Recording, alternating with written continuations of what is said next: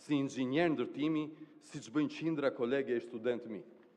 Si një person që kam siguruar jetesën me djersën e ballit, si kamariere, si banakier që 14 vjeç, ta siguroj që nuk është turp ta sigurosh jetën si inxhinier ndërtimi.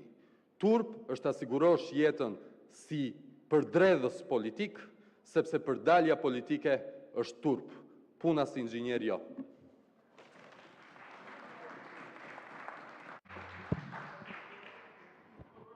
Zoti Muçi, jo procedurë, për replik.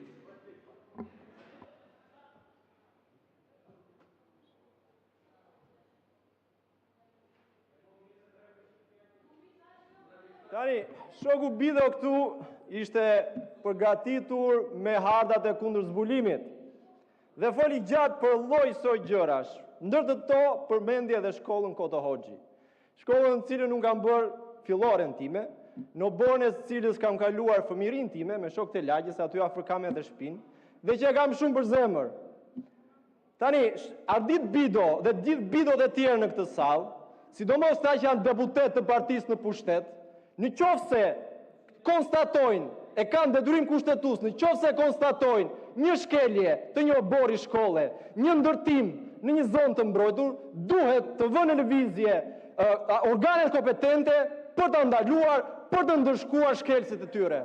Por këta nuk e bëjnë këtë, sepse kjo që sapo dëgjuat nga shoku Bido është salca e radhës, është salca që u hidhet sufllaqeve të patronazhistëve që pasi e bluajnë e nxjerrin me komente në rrjetet e mia sociale.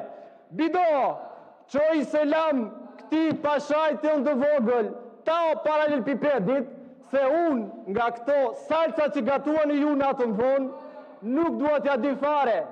E sa më shumë gatuani ju, aq më shumë të rinje të reja në veriten me ju e me gjithë Bidot në këtë sallë, e aq më shumë dalin aty në shesh për të protestuar.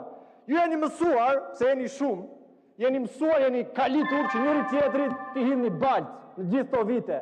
Dhe tani këtë balt po ma drejtoni mua nga dy akrat, se ngrit edhe kryegjyshi aty dhe përmendi Aramerasin. Dhe mendoni se unë jam vetëm, unë vërtet jam një në këtë sallë, po unë nuk jam vetëm, sepse unë jam një nga 100 protestuesit aty në shesh, dhe kjo balt që më hidhni ju, jo që nuk më bën pis, po më tregon që puna që kam bërë deri tani është puna që duhet vazhdoj të bëj. Zoti Klevis Balliu për procedurë.